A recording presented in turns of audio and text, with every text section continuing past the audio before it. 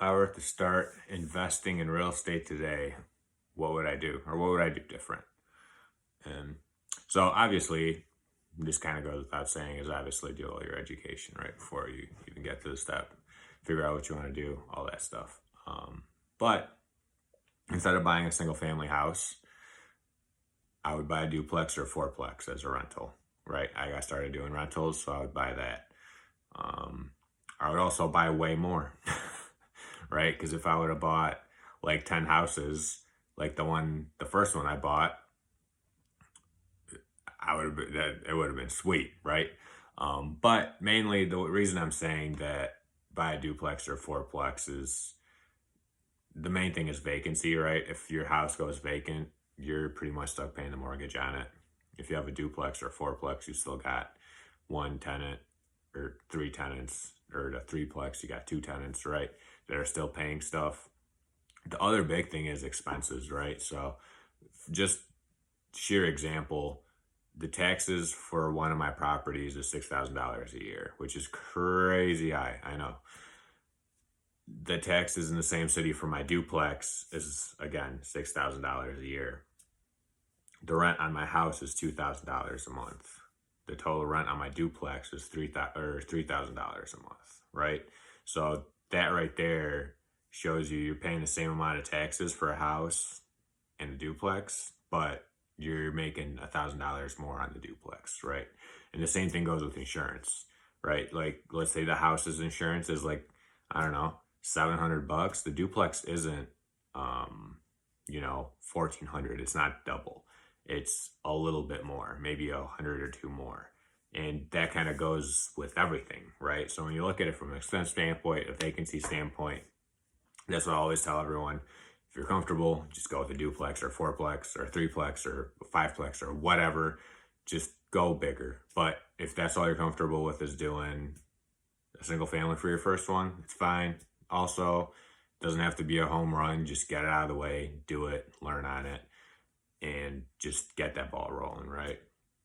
The second thing would be just think bigger, right? I always thought small. I always like, yeah, I'm gonna save this money, then buy this house, and I'm gonna save this money, and then buy this house. Now I'm like, I want 100 apartments, right? And do I have the capital to buy 100 apartments? I don't. But I know when I do find those 100 apartments, I'll be able to find the money, right?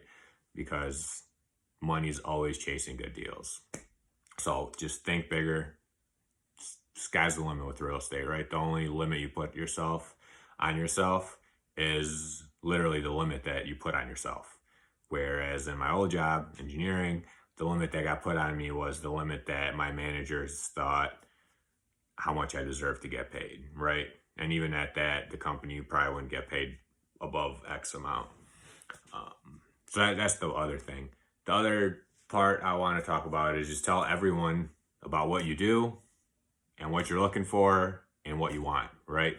And literally, probably, yeah, all three houses that we have right now are because of that. Just for the sheer fact that I tell everyone what I do. And I guess the final thing would be just don't listen to the friends of a friend or your mom's cousin's, uncle's, aunt's friend that just say investing's bad and tenants are terrible and all these negative things, because they might have a negative experience through it. Just because tenants are only bad because the landlord did a terrible job vetting the tenants. That's the only reason. Or they do a terrible job managing it or upkeep. It's always the landlord's fault, right? They're the ones at fault, always. So if you're really good at screening your tenants, you don't even have to worry about that, because everyone loves to tell you that stuff, right? Everyone's like, well, the market's super high, it's going to probably crash, you're going to lose all your money.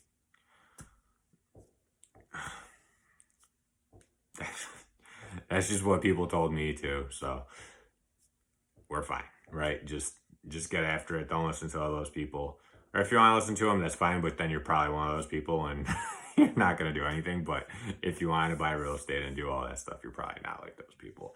And I think the last thing I want to say is find someone with experience that knows what they're doing and team up with them on a deal, right? Like find someone that you trust, find someone that you like, find someone that shares your same core values and beliefs, and be like, hey, like, I don't know, let's just say someone that likes cars and is an engineer and whatever, wants to quit their job but wants to get into real estate but doesn't really know what to do. And they're like, hey, Tio, you were in my shoes once. I'm brand new at this. I don't know what really I'm doing, but you know, what if we teamed up on a deal? We'll split it 50-50, and like the profits, you bring your experience, I'll bring the down payment. Let's buy this house, rent it out, and I'll shadow you and learn, right? Let's just say the down payment on the house is $20K. Instead of going and paying a guru $20K to whatever the hell he's going to do for you, you're just going to buy a rental with $20K, team up with someone that knows what they're doing, and you literally did it. And that is the best way to learn, right? By doing things, not by sitting in a classroom, not by reading books, not by any of that shit. I mean, it's still, I'm not saying it's not valuable, it is, but the best way, at least for me, people are different, the best way for me to do it is by doing it. So I hope this video helped, and that's kind of some of the things that I would do if I were to start over brand new in real estate. So if you have any questions, drop me a line. If you got any deals, let me know, because we need like way more houses. And yeah, hope you have a great night. Talk to you later.